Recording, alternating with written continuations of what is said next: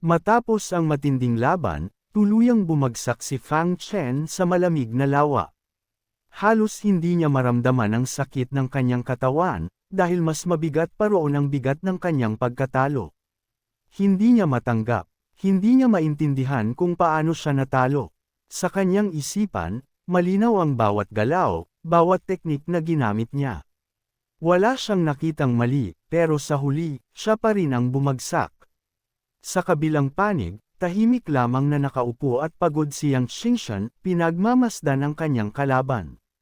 Walang pagmamataas, walang panunuya, kundi isang malamig na kumpiyansa. Ngunit sa halip na tuluyang mawalan ng loob, pinilit ni Fang Chen na tumayo. Puno ng panghihina ang bumabalot sa kanyang katawan, ngunit matibay pa rin ang kanyang kalooban. I lost. Mahina ngunit malinaw niyang inamin. Ngunit kasabay ng pagkatalo ay isang matinding determinasyon ang sumiklab sa kanyang puso. Alam niyang natalo siya ngayon. Pero hindi ito ang katapusan. Habang dahan-dahan siyang umaalis, iniwan niya ang isang babala. Sa susunod na pagkikita nila, hindi na siya ang parehong Fang Chen. Yang Qingshan, alam ko na ang iyong mga teknik, lakas, at kakayahan. Sa susunod, tinitiyak kong matatalo kita. Kung kaya mong umangat, kaya ko rin, ang kinatatakutan ko lamang, baka hindi mo kayanin ang bilis ng paglakas ko. Sa susunod, kailangan mong manalo laban sa akin, dahil kapag natalo ka, hinding-hindi na kita pagbibigyan. Samantala, napangiti si Yang Qingshan habang pinapanood siyang papalayo. Para sa kanya, ang laban na iyon ay simula pa lamang. Sa mundong tinatahak nila, ang landas ng martial arts. Ang pagkatalo ay hindi kahinaan, kundi isang hakbang patungo sa tunay na lakas. Sa gilid ng matayog na bangin, nakatayo si Master Lu Jiangpeng, tahimik, ngunit puno ng karunungan, habang pinagmamasdan ang malawak na kalangitan at rumaragas ang ilog sa ibaba. Nagsalita siya tungkol sa tunay na landas ng martial arts. Ayon sa kanya, ang paglalakbay na ito ay hindi kailanman naging madali, puno ito ng paghihirap, sakripisyo, walang humpay na pagsisikap, at mga sandaling tila sisuko ka na. May mga pagkakataong dududa ka sa sarili mo, at may mga sandaling pipilitin mong magpatuloy kahit labag sa loob mo. Ngunit para sa isang tunay na mandirigma, wala nang ibang daan kundi ang humakbang pasulong, isa-isa, dahan-dahan, ngunit matatag, hanggang malampasan ang bawat pagsubok. Sa ibaba ng bangin, makikita si Fang Chen, hingal, sugatan, ngunit matatag pa ring nakatayo. Ipinapakita ng kanyang anyo ang hirap ng laban na kanyang pinagdaanan, ngunit hindi ang kanyang pagsuko, at sa huli, sinabi ng matanda ang isang bagay na magpapatibay sa kanyang loob. Pagkatapos ng laban na ito, mas lalakas ka. Ngunit hindi lang si Fang Chen ang sinusubok ng landas na ito, dahil sa gitna ng katahimikan, isang pangalan ang muling binanggit, Yang Qingshan, at tila ba may hamon na nakabitin sa hangin. Ikaw rin, Yang Qingshan. Susubaybayan ko ang pag-angat mo, bata. Lumipas ang ilang araw matapos ang laban. Mabilis na umaandar ang karwahe sa gitna ng alikabok at hangin, habang sakay nito si Yang Qingshan at ang kanyang guro na si Master Lu Jiangpeng. Sa loob, halatang hindi mapakali si Yang Qingshan. Hindi dahil sa takot, kundi sa pananabik. Sa wakas, magsisimula na ang kasunduang laban. Medyo kinakabahan ako, sabi niya, ngunit may halong excitement. Bahagyang napangiti si Master Lu Jiangpeng, saka umiling. Bata ka pa nga, masyadong sabik sa laban. Ngunit hindi nagpatinag si Yang Qingshan. Huwag kayong mag-alala, Master, hindi ako matatalo.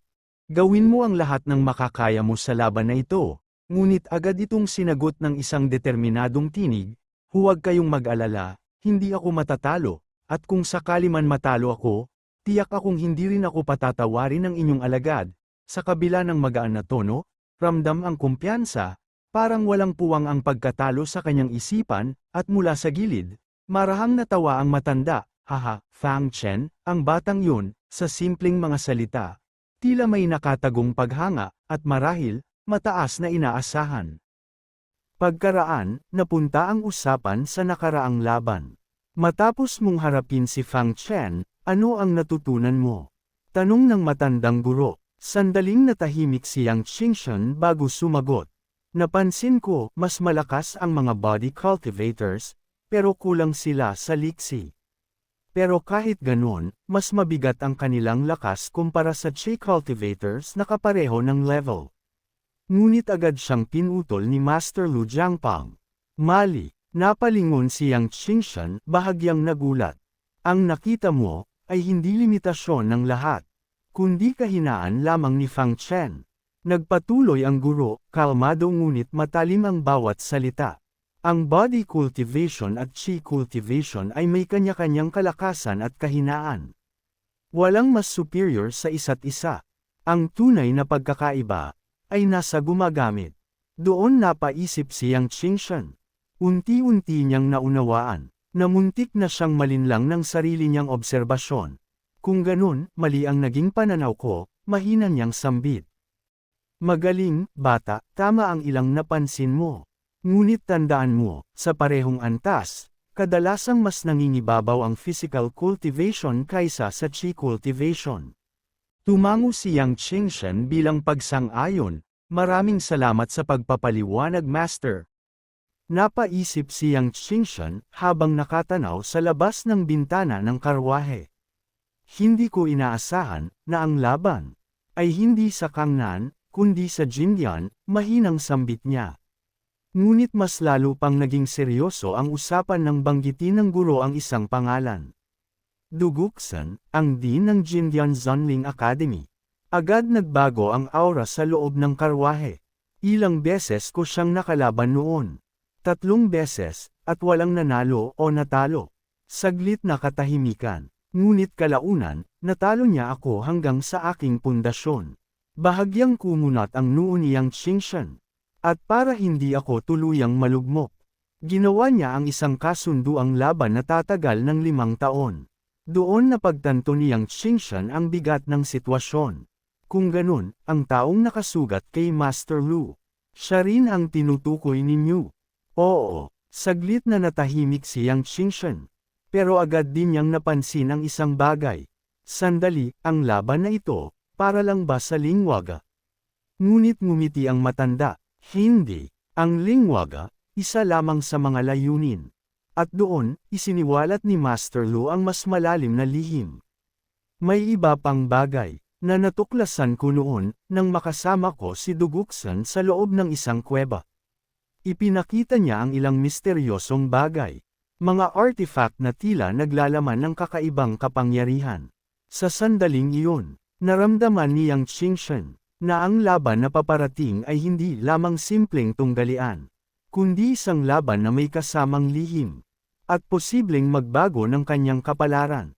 Ilang sandali pa, narating nila ang kabisera ng Jindian Kingdom. Mula sa langit, kitang-kita ang malawak na lungsod, punong-puno ng mga mandirigma at eksperto.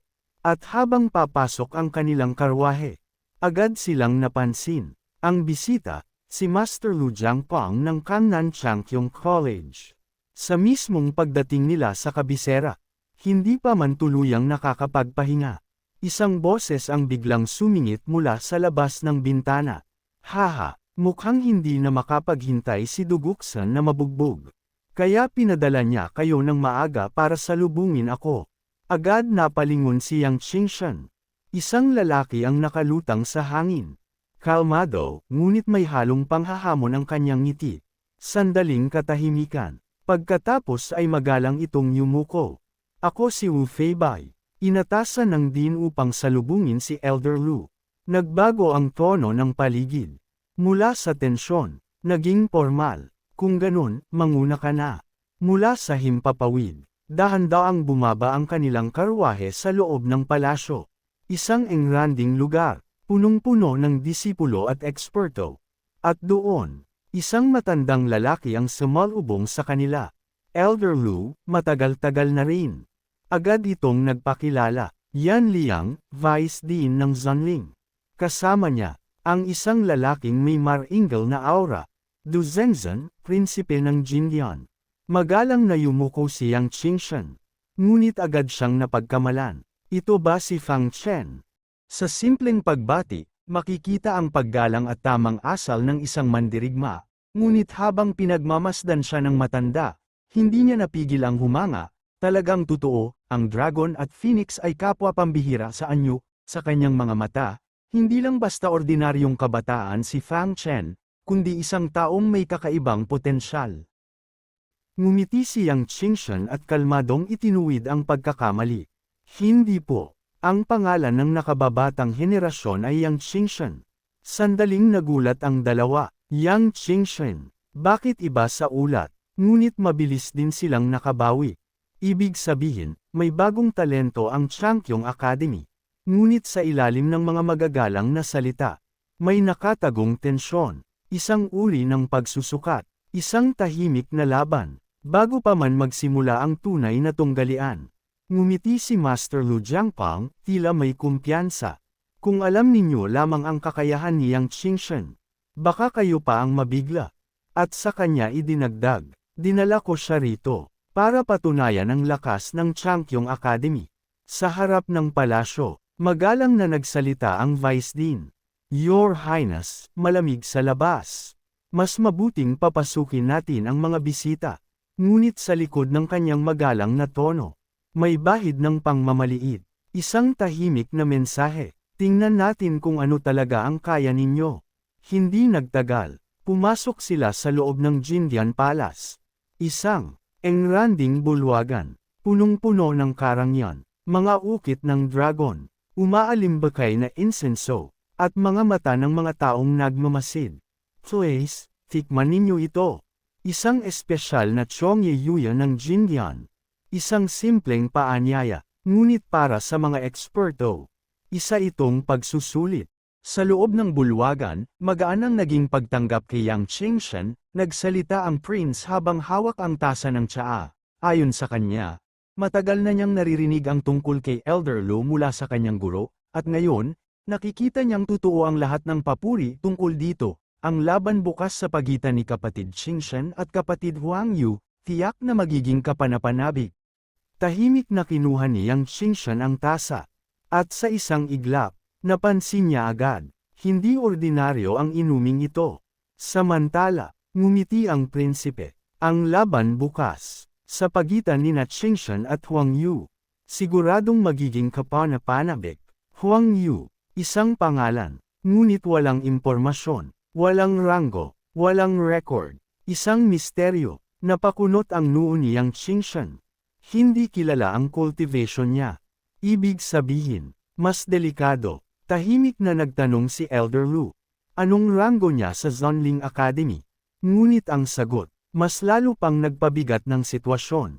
Wala pa siyang ranggo. Isang katahimikan ang bumalot, dahil sa mundo ng cultivation. Ang walang ranggo, ay maaaring mahina. Oh, isang halimaw na hindi pa lumalabas sa liwanag. Ngunit hindi doon natapos. Kung ganon, ano naman ang ranggo ni Qingshan sa Qianlong list? Sandaling napahinto ang lahat, pati si Yang Qingshan. Napalingon. Ako, ngumiti ang matandang guro. Pareho lang sila ng sitwasyon. Walang ranggo, walang malinaw na limitasyon. Ngunit may isang bagay na malinaw. Napapalitan niya si Fang Chen, na nasa top 10 ng Qianlong. Sa sandaling iyon, nagbago ang tingin ng lahat. Ang simpleng binata, ay isa palang halimaw. Ngunit hindi nagpatinag si Elder Lu. Malalaman ninyo, kapag nagsimula na ang laban. Sa likod ng kanilang usapan, tahimik na nagngingit-ngit ang prinsipe. Matandang tuso, wala siyang ibinibigay na impormasyon. At habang papalalim ang gabi, isang bagay ang naging malinaw sa lahat. Hindi ito basta palitan ng magagalang na salita. Hindi ito simpleng pagtanggap ng bisita. Matapos ang maikling pag-uusap, bahagyang ngumiti ang prinsipe. May aasikasuhin pa ang aking guro. At hindi ko alam kung kailan siya darating. Isang simpleng paliwanag. Bilang paggalang at pag-aasikaso, iminungkahi niyang magpadala ng isang tao na sasama kay Qingshan patungo sa kabisera ng kaharian. Isang simpleng alok, ngunit nagpapakita ng paggalang at pagkilala sa isang potensyal na mandirigma. Ngunit hindi nagpakita ng kahit anong kaba si Yang Qingshan. Sa halip, ngumiti pa siya. Ayos lang, gusto ko ring makita. Ang kultura ng Jindian Kingdom. Isang sagot na tila magaan. Ngunit para sa mga nakakaunawa, isa itong hamon. Tantao, utos ng prinsipe. Ipasyal mo si Qingshan. Sumunod ako, Your Majesty. Ngunit bago sila tuluyang umalis, lumapit ang prinsipe. Mahina, ngunit malamig ang boses. Tandaan mo, nag-iisa lang siya. Saglit na katahimikan. At gawin mo ang karaniwan mong ginagawa. Isang ngiti, isang utos, isang babala. Lumamig ang paligid. Hanapin mo ang katotohanan. Sa banayad na paraan. Naiintindihan mo. I see. Sa isang iglap. Naging malinaw ang sitwasyon. Hindi ito simpleng tour. Ito ay isang investigasyon. Lumabas sila ng palasyo. Sa kabisera, paliwanag niya. Ang mga wine shop at sag-alan ay nasa Dongcheng District. At ang mga tindahan ng cultivation resources ay nasa Xicheng District. Ngumiti siyang Qingshan. Isang ngiti na tila inosente.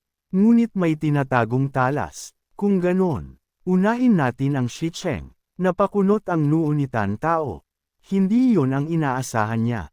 Dahil karamihan, pupunta muna sa aliwan. Ngunit siya, diretso sa resources. Ibig sabihin, hindi siya ordinaryong bisita. Habang naglalakad sila, biglang nagtanong siyang Qingshan. May nagbebenta ba ng yuan? Habang naglalakad sila sa mataong kalye, tahimik na nagsalita si Tantao. Tama ka, sa 5 kaharian. Ang tanging lugar na may yuan. Saglit siyang tumingin kay Qingshan. Ay ang malaking auction house. Hindi nag-atubili siyang Qingshan. Dalhin mo ako roon. Isang simpleng utos. Ngunit walang puwang para sa pagtanggi. Pagdating nila, isang engranding gusali ang bumungad sa kanila. Tahimik, ngunit puno ng kapangyarihan. Dito po, agad silang sinalubong ng isang dalagang elegante. Dalawang ginoo, ano pong maitutulong ko? Diretsyong sumagot si Tantao. May yuan ba rito? Ngumiti ang dalaga, ngunit ang ngiting iyon ay may halong kalkulasyon. Ang may-ari ay wala sa ngayon. Ngunit malapit nang magsimula ang auction. At doon, napako ang tingin niyang Qingshan. Sa isang mesa, isang pulang bagay ang nakahimlay. Naglalabas ito ng kakaibang enerhiya. Yang Lingxi, lumapit siya, maingat, ngunit may halong pagkagulat. Oo, malumanay na sagot ng dalaga. Isa ito sa pangunahing produkto ng aming Chamber of Commerce. Ibinigay niya ang pulang bato sa kamay ni Qingshan. Sa sandaling mahawakan niya ito, bahagyang kumislap ang enerhiya nito. At sa sandaling iyon, may napansin siya, mahina, hindi puro, ngumiti ang dalaga. Bihira itong mabenta, pero mukhang maswerte ako ngayon. Magkano? Diretso, walang paligoy-ligoy, katumbas lamang ng ordinaryong spirit stone. Isang presyong, para sa karamihan, ay patas, ngunit para kay Yang Qingshan. Masyadong mura, bibili ako ng isa. Tahimik ang paligid. Napamulagat ang dalaga. Sa isip niya, sa wakas, may naloko rin ako. Ngunit, hindi niya alam. Ang taong nasa harap niya, hindi bibili dahil naloko siya, kundi dahil, alam niya ang tunay na halaga nito. Habang hawak niyang Qingshan ang pulang bato, tahimik siyang nagmasid. Banayad ang enerhiya, ngunit may kakaibang daloy. Sa gilid, biglang nagsalita si Tantao, bahagyang nagtataka. Parang, ang cultivation technique mo ay may katangiang yang. Ngunit hindi sumagot si Qingshan. Sa halip, iniangat niya ang bato, at, hinayaan itong lumutang sa hangin. Sa isang iglap, bahagyang kumislap ang pulang liwanag. At doon, mas lalo niyang nakumpirma, hindi ito ordinaryong Yang Lingxi. Bibili rin ako ng isa. Mahinang dagdag ni Tantao. Ngunit habang sila'y papalabas, nagpaliwanag ang dalaga, tila sinusubukang pataasin ang halaga. Ang Yang Lingxi ay napakahalaga. Karaniwan, 3 hanggang 4 na beses ang presyo nito kumpara sa ordinaryong Lingxi. Saglit siyang tumingin kay Qingshan.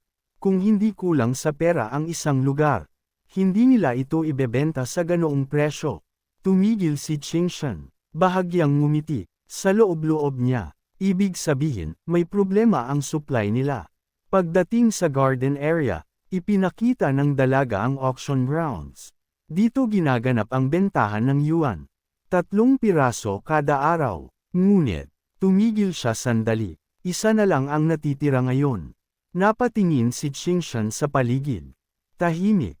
Ngunit ramdam ang bigat ng lugar. 3 yuan kada araw. Libo-libo kada taon. Mahinang bulong ni Tantao. Ni isa sa 5 kaharian. Hindi kayang gumawa ng ganitong dami. Ngumiti ang dalaga. May halong pride. Ang Dalufang ay mas makapangyarihan kaysa sa inaakala ninyo. Napailing si Qingshan. Gaano ba talaga kay Amon ang lugar na ito? Sumagot ang dalaga, diretso. Kumakalat ang Dalufang sa buong kontinente. Kung materyales ng martial arts ang usapan, wala kaming hindi kayang ibenta. Ngunit biglang nagbago ang tono niya. Mas seryoso, pero, ang ganitong klaseng transaksyon, kailangang i-report sa aming master. Gusto mo bang magtanong ng impormasyon? Ngumiti si Qingshan. Umiling. Sa ngayon, hindi muna. May sarili na siyang plano. Habang sila'y umaalis, sa isip niya, may utang pa akong credits sa academy. Hindi problema ang pera. Ang problema, ano ba talaga ang lihim ng Yang Lingxi na ito? Samantala, sa loob ng isang pribadong silid, Chairman, Miss, may 2 Yang Lingxi na. Nabenta. Biglang tumahimik ang paligid. Alamin ninyo ang pagkakakilanlan ng bumili. Siguraduhin wala silang kakaiba. Okay. Ngunit ang sagot ay hindi nila inaasahan. 2 lang ang binili. At mukhang laruan lang ang tingin nila rito. Tumahimik ang chairman. Bahagyang kumunat ang noo. Dad, dahil binili nila iyon, kailangan ko silang makita. Kapag pinalampas ko ito, masasayang ang lahat ng paghahanda ko. Biglang tumahimik ang paligid. At pagkatapos, isang boses ang sumagot. Hindi mula sa tao, kundi, mula sa isang umiikot na liwanag sa hangin. Masasayang, ang espasyo sa harap niya. Biglang napunit. Isang umiikot na portal ang lumitaw. Asul, malalim, at tila walang hanggan. Anong klaseng pag-aaksaya ang tinutukoy mo? Napaatras ang babae. Nanlaki ang kanyang mga mata. Sinong nandyan? Walang sagot. Sa halip, lumakas ang pag-ikot ng portal. Para bang may paparating. Sa isang iglap, sumugod siya. Inunat ang kanyang kamay, sinubukang hawakan ang portal. Boom! Isang malakas na puwersa ang tumulak sa kanya pabalik. Lumipad ang mga papel sa paligid. Niyanig ang buong silid, ngunit hindi siya umatras. Sa halip, lalo siyang naging seryoso. Hindi ito ordinaryong space technique. Hindi ito mula sa Dalufang. Bahagyang nanginginig ang kanyang boses. At lalong hindi ito mula sa 5 kaharian. At sa mismong sandaling iyon, isang tinig ang marahang umalangaw-ngaw.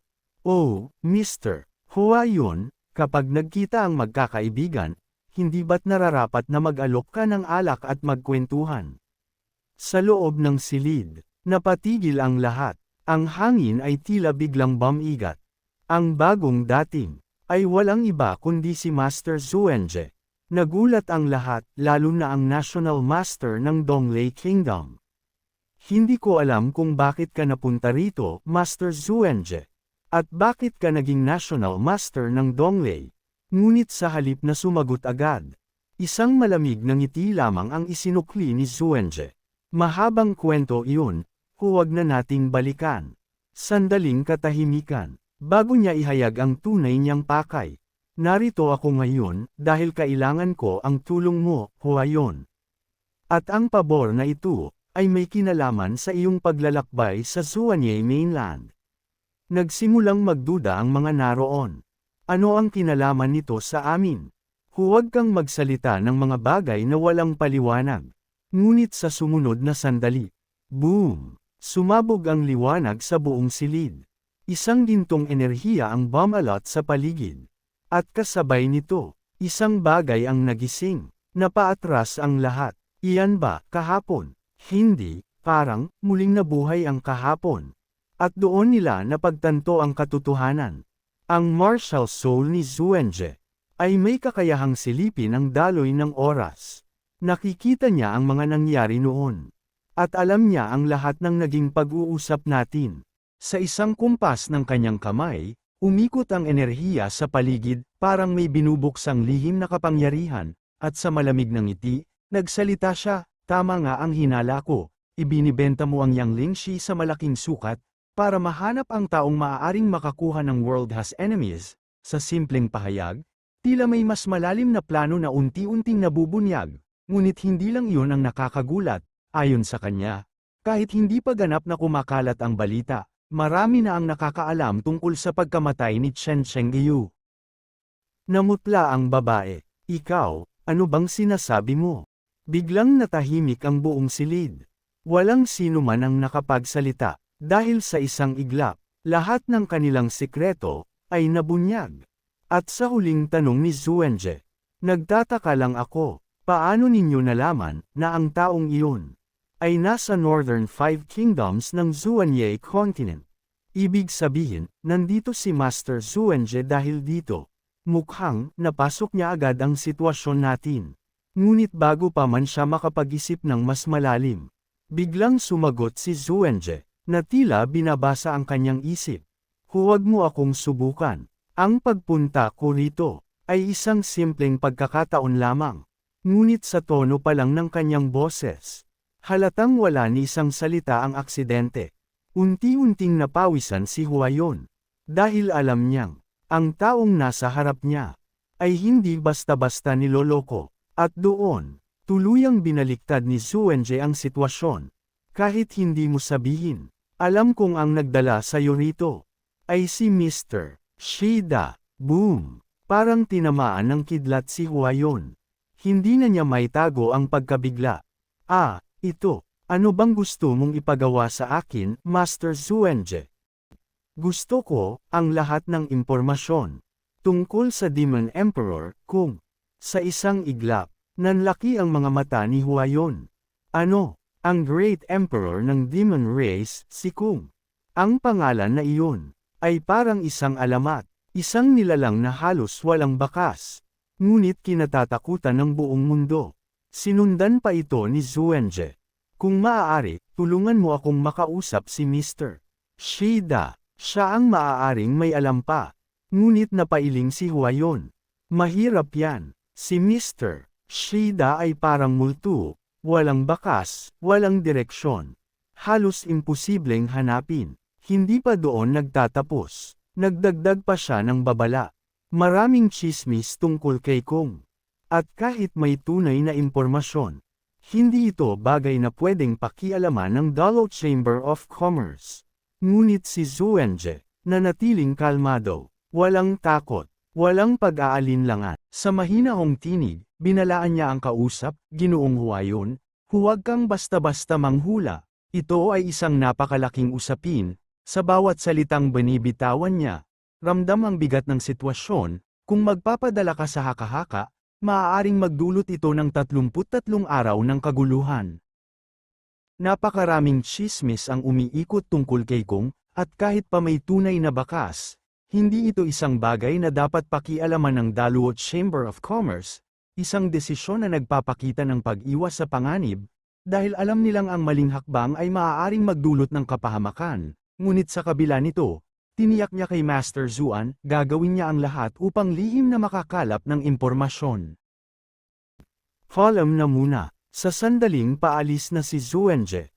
Biglang sumigaw ang babae, sandali, Master Zuenje, maaari mo bang sabihin kung sino ang nakakuha ng World Has Enemies? Ngunit, huminto sandali ang kanyang hakbang. Hindi siya lumingon agad, parang iniisip kung sisigat pa ba siya o hindi. Pagkatapos ng ilang segundo, mahina ngunit malinaw ang kanyang sagot. May nakakuha na nito, at nalaman ko rin iyon nang hindi sinasadya. Para sa taong iyon, isa rin itong malaking pagkakataon. Tahimik ang buong silid. Walang naglakas loob magsalita, dahil ang ibig sabihin nito, may isang taong nakahawak na. Sa pinakamakapangyarihang martial soul, napaisip ang babae. Kung makita natin ang taong iyon. Ngunit bago pa siya makapagtapos, biglang sumingit si Zuenje. Ang kanyang mga mata ay naging malamig at seryoso. Forcefully kunin ang soul. Ang world has enemies. Ang pinakamalakas na art soul. Sandaling katahimikan. Sigurado ba kayo na kaya ninyo itong kunin ng walang kapalit?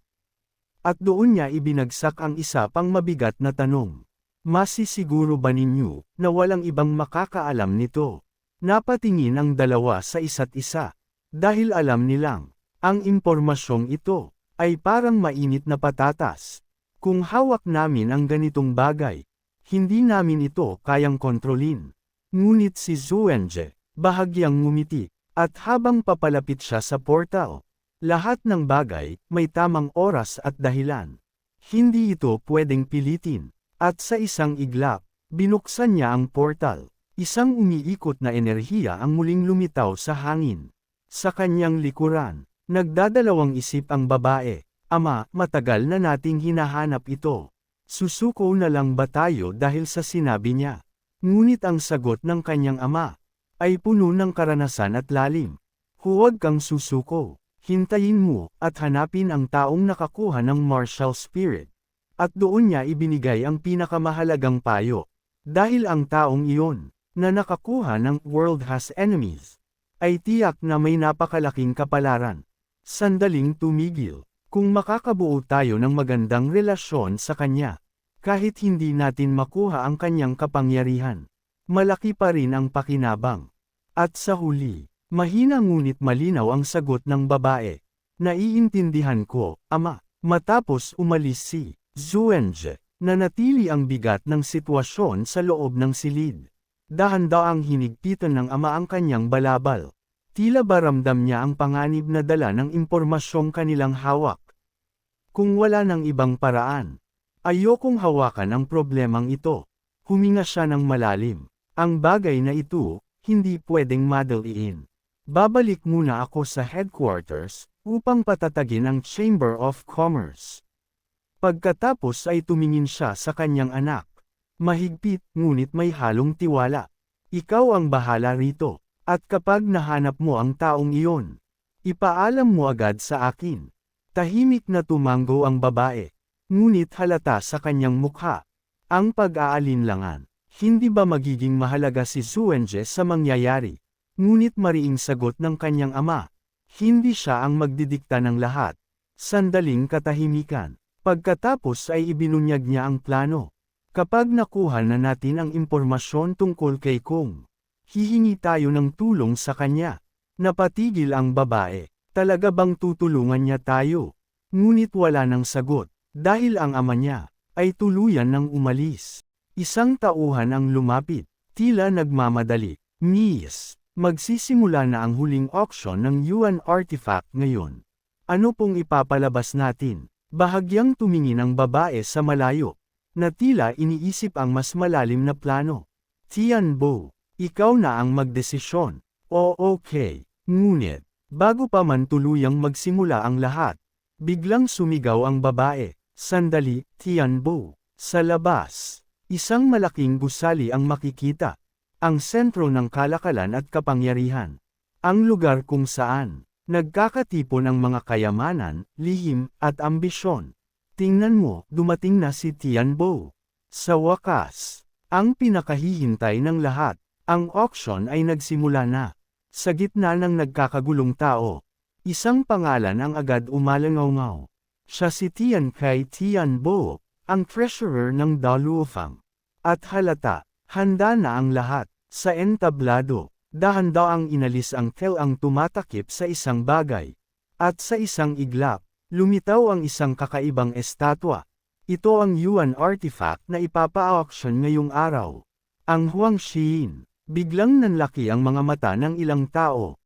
Huang Xiyin. Agad namang nagduda ang ilan. Tianbo, sigurado ka bang hindi mo kami niloloko? Ngunit mabilis itong sinagot ng iba. Imposible. Matagal na ang reputasyon ng Daluofang, hindi sila nanloloko.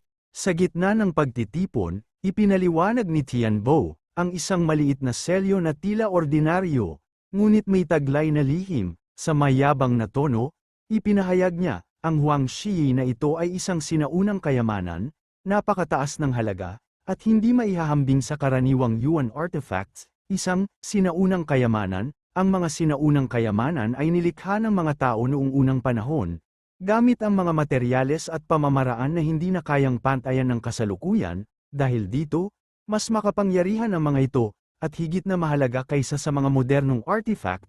Habang pinagmamasdan ang lahat, napagtanto ni Tan Tao, na tila may itinatagong lalim si Yang Qingshan, at ito'y isang malaking dagdag sa kanyang paglilikom ng impormasyon. Nagsalita si Tianbo, at tama, ang mga sinaunang kayamanan ay patuloy na nababawasan, ngunit hindi na nadaragdagan. Kapag may isang nawala, may isang piraso na tuluyang nawawala sa mundo.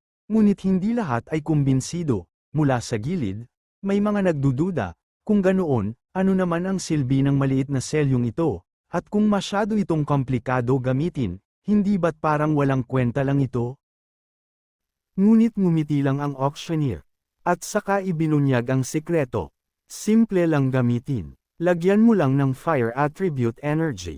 Isang saglit na katahimikan. Isang napakalakas na kayamanan, pero sobrang simple gamitin.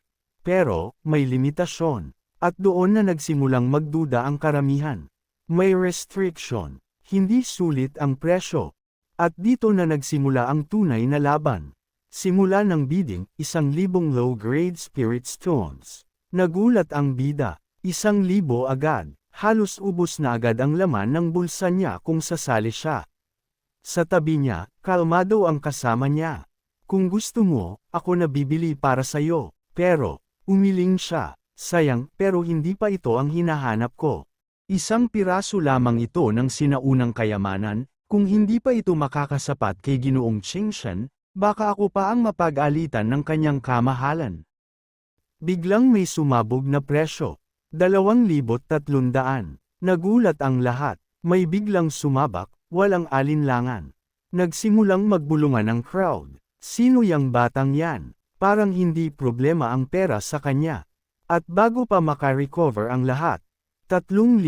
Biglang tumahimik ang buong auction hall. Ngumiti ang auctioneer. 3,000. Wala na bang tataas pa? Isang boses ang muling umalangaw-ngaw. Hindi malakas, pero sapat para manggulat. Hindi ito simpleng bidding. Ito ay laban ng kayamanan, at pride. Sa gilid, napansin ng iba ang nangyayari. Brother Tan, mukhang sinasadya kang asarin ng batang yan. Tapos biglang sumigaw si Brother Tang ng 3,005. Muling taas ni Brother Tang. Huwag mong pansinin ang basurang yan ng lipunan. Mahinang sabi ng kasama niya, pero ramdam ang diin. Biglang sumabog ang galit, sigaw ng kabilang panig. Isang pamilyang katamtaman lang, nangangahas makipag-agawan sa chief family. Ngayon, ipapakita ko sa inyo kung sino ang tunay na malaking pamilya. Umiinit na ang sitwasyon, pero nanatiling kalmado ang bida. Brother Tan, pabayaan mo na. Kahit tap-okan mo ang dumi, dudumi lang ang sapatos mo. Isang malinaw na insulto, at hindi iyon pinalagpas. Bata, huwag mong isipin na dahil sumusunod ka kay Tan Tao, ligtas ka na. Sa harap ko, hindi ka makakapagtanggol sa sarili mo. Lalong tumindi ang tensyon. Biglang may nakialam. Shiwo, ang taong ito ay panauhin ng kanyang kamahalan. Sana igalang mo siya. Hindi mo kayang galitin ang prinsipe. Isang babala, pero hindi sapat. Gagamitin mo ang prinsipe laban sa akin. Sa tingin mo ba, may makakapigil sa akin sa loob ng palasyo? Isang probinsyanong tulad niya, kinatatakutan ko. At doon na talaga sumabog. Shi Xiao, mukhang kailangan ka ng turuan ng leksyon. Lahat, ito ang auction house ng Daluofang. Huwag kayong magdala ng gulo dito. Isang malinaw na babala, pero sa likod nito, may ibang balak. Tawagin ang mga tao, 3 lang sila. Bantayan ninyo. Gusto kong makita kung anong gagawin nila paglabas nila sa Daluofang. Tahimik na utos, pero puno ng masamang intensyon. Oo. At habang papalayo ang grupo, isang malamig na tingin ang iniwan. Sa kabilang banda, napansin ng bida ang lahat. Mukhang magulo ito, pero biglang, may napansin siya. Isang mukhang ordinaryong lalaki, nakatingin lang parang walang pakialam. May paraan para mapasuko kita Gonggang. Biglang nabalot ng takot ang isang binata. Shen Wanzi, tulungan mo ako. Halos manginig ang boses niya habang hinayla siya. Pero ang sagot, huwag mo akong isali dyan, ayokong madamay. Isang malinaw na pag-iwas. At doon na napilitan ang isa. Lumapit at inilabas ang isang token. Makinig ka, ibibigay ko ito sa'yo. Nagulat ang kausap. Seryoso. Tumango siya. Nandito na ang lahat, kunin mo na. Isang pahiwatig. Hindi na biro ang sitwasyon. Nagbabanta ang laban. Sa kabilang panig, nagngangalit ang kalaban. Shen Wanzi, nangangahas kang kalabanan ako. Kung lalaban ka dito, kaya mo bang bayaran ang lahat ng masisira? Isang matalim na paalala. Hindi ito simpleng laban. Ito ay lugar ng mayayaman at kapangyarihan. Bumalik ang laban sa auction. 7,000. Sigaw. Walang pag-aalinlangan. Pero agad itong tinapatan. 10,000. Nagulat ang lahat. Hindi na ito normal na bidding. Tuloy-tuloy ang pagtaas. 12,000. 15,000. 18,000. At biglang may sumiw. Nang 19,000, isa-isang tumataas ang presyo, parang walang limitasyon, at sa likod ng lahat ng ito, hindi na lang ito tungkol sa kayamanan. Hanggang dito na lang muna mga idol, please, like, share, and subscribe. Maraming salamat mga idol ko.